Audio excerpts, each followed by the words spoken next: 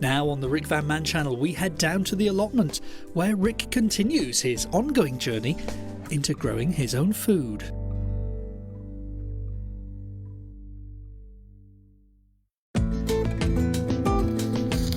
Hey guys, this is Rick. I hope everyone's having a great day.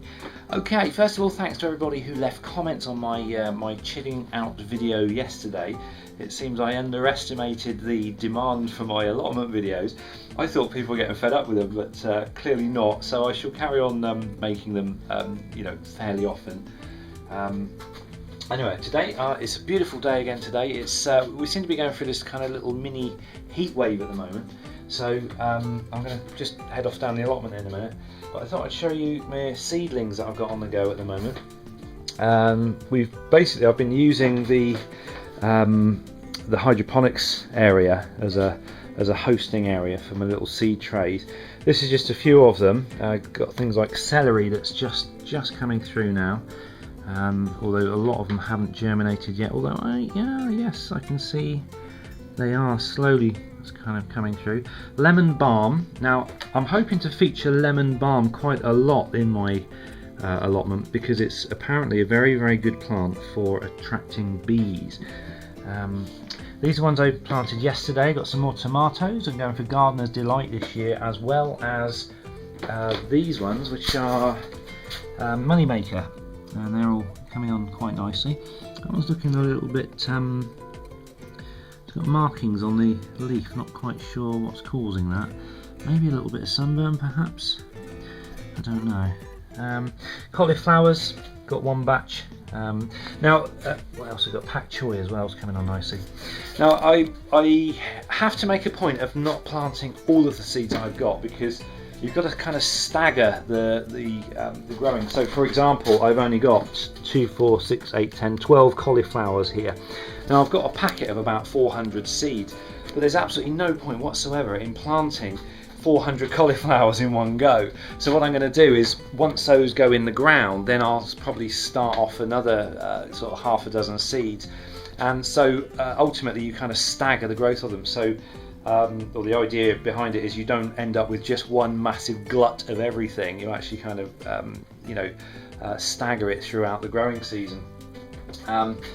This is baby kale, and we've got some mixed lettuce here and lettuce sonnet here. There's only a few of those coming up at the moment, which is interesting. We've got basil, parsley. This is the mint that I wanting to start off. Apparently it's actually, oh sorry, that's more lemon balm. I've got some mint somewhere. Rosemary, just kind of coming on. But I have, maybe this is it, mint, here we go. Now I really want mint because I love mint. I have mint on everything, but you also have to be a bit careful because it does spread like crazy, but it's also actually hard to get mint started. This is sweet corn as well. I've decided I'm going to grow sweet corn in the growing beds. So all in all, it's looking quite good at the moment. Let's have a quick look outside. Got nothing out there apart from a bit of garlic and onion at the moment, I think.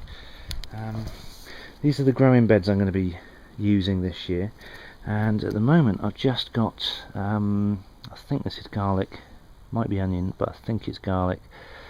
But yeah, this is now kind of, it's got lots of compost on it, and it's ready to be used. So I'm just going to basically grow salad greens and things like that in here. Same for this one, just stuff that's going to be kind of quick and handy to work with. I need a positive identification. I don't know if anybody knows what motherwort looks like. Does it look like that? I planted these last year. This is supposed to be motherwort. I've got one plant there and one plant there coming up, and this is common valerian, and I do believe this is the correct plant. That's a sycamore leaf, but once I've got a positive ID on those plants, then I should be taking those down to the allotment, and they'll be going into the perennial herb bed, hopefully. That's the theory. And I've also got something, I picked these up yesterday. These are from one of my allotment neighbours. He said he was going to drop me some by. These are yin yang beans. Now if you look at them, I should be planting these later today. They're literally like little yin-yang symbols, which is quite amazing. I've never seen anything like that before. But yeah, they're you can see why they're called yin-yang beans. Most harmonious. Right, I'm going to leave here now, and I'm going to head down to the allotment, and we'll see what's what down there. If you want to come along, tag along.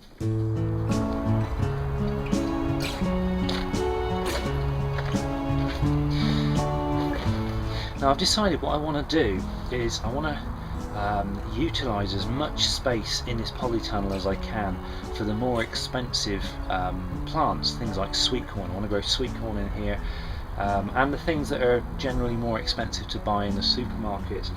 Now here I've just got some onions, and they're taking up valuable kind of real estate. So what I've decided I'm going to do is, that's grass, not onion, is I'm going to transplant these onions to the beds outside, so that, you know, onions are just not expensive to buy, and they're really kind of easy to come by. So rather than have them taking up this space, I'm going to move them and then tilt the ground over, and then hopefully I can get my sweet corn planted in here when it starts coming up. That's the theory I've got going on at the moment. I think it's a good move. I have already cleared quite an area of this. Basically, I think you would have seen in my last video, most of the onions from here downwards weren't growing very well. Most of them had rotted. So I transplanted the ones that had survived, and then I've kind of tilled the soil over here, and there's much more room in the polytunnel now. So I'm kind of really looking forward to being able to grow, you know, kind of more expensive, more exotic plants that need the heat. So these are looking pretty healthy.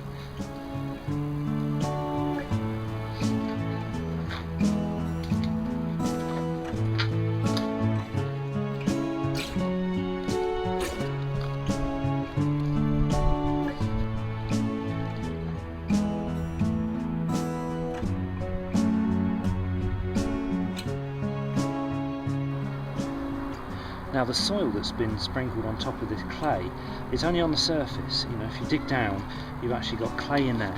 But I'm not too worried about that this year. All I'm doing is I'm just digging, everywhere I plant, I'm just digging a hole, just get rid of that clay, just chuck it on another part of the garden. And then anything that gets planted in there then gets planted in with the compost.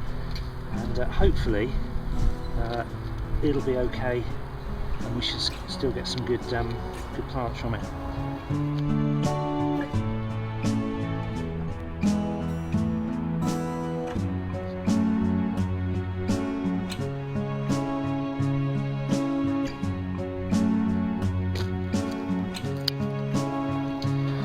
Okay, so I've moved most of the onions from in front of this door near the shed. I've just got a few left there, but now everything sort of from here back and from there forward is now free. What I've done is I've moved them out to here, and hopefully they're going to do just fine in there. So that means I can free up some more space in the polytunnel, and I'm going to do that now. I'm going to work on a new path, so hopefully I can have a path all the way through now, and then wide beds on both sides. So that's my next task, but first I'm really worn out as always, so I'm going to go and have a nice cup of tea.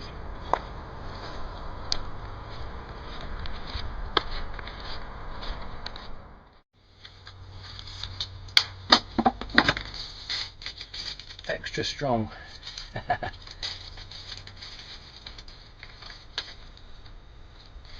Ooh, 3 of them. Super.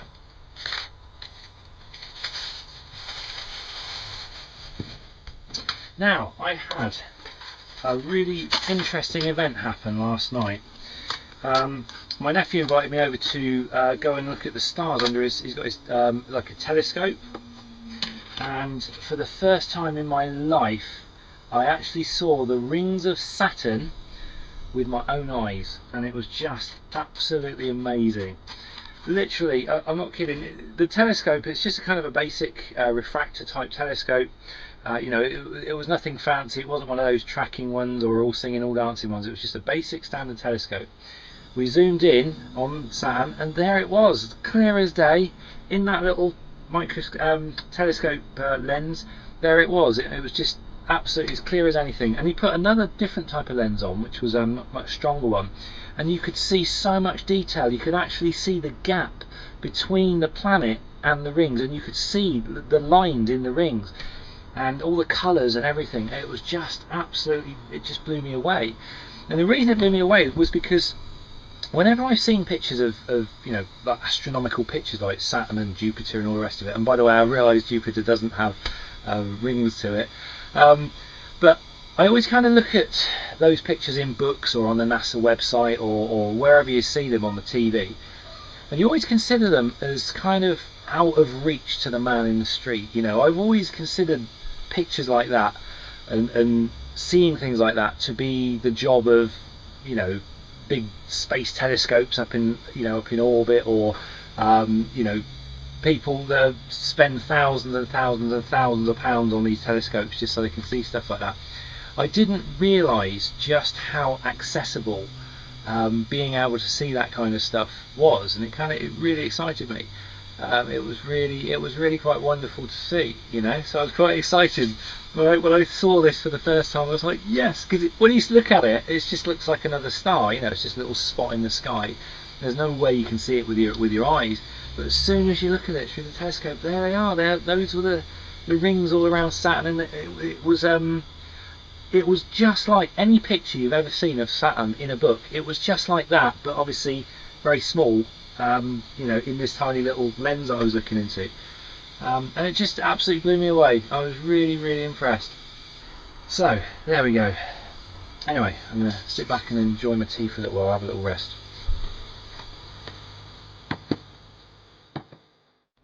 Oh. Right then, I think we're done. This is what I've got so far. I've tilled over soil on both sides. I've just kept this little bit here for the garlic, and that can stay there, and I'll just tilt that over when the garlic's finished. But I don't think I'll be bringing the tiller in here anymore. That's I'm quite happy to be planting stuff in this. If I just need to dig small areas, I'll just break it down as I go when I plant everything. So yeah, very happy with that. I've got a path, laid right the way through it now as well. So all that's left to do, apart from pull more glass out of the ground, I've thrown a whole wheelbarrow full of broken glass and debris and stuff out of the ground today. Got a little heart-shaped stone. So all that's left to do, I think, is just water the plants, and still got the potatoes and the broad beans. Not a lot more I can do here. Oh, look at these! These are really growing. These are the black currants. They're really going for it. So all I'm going to do is do a little bit of watering, and I'll call it a day. And then I'll be back again tomorrow to well, carry on where I left off. Be planting a few more bits at home as well.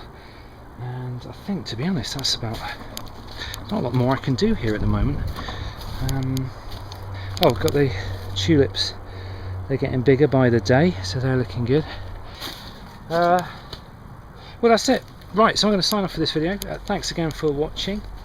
Like I say, before I was going to throttle back on the amount of allotment videos that I do, but it seems that people are quite happy for me to put allotment videos up at this kind of frequency, even though not a lot happens each time. But I'm more than happy to do that if you guys are happy to watch.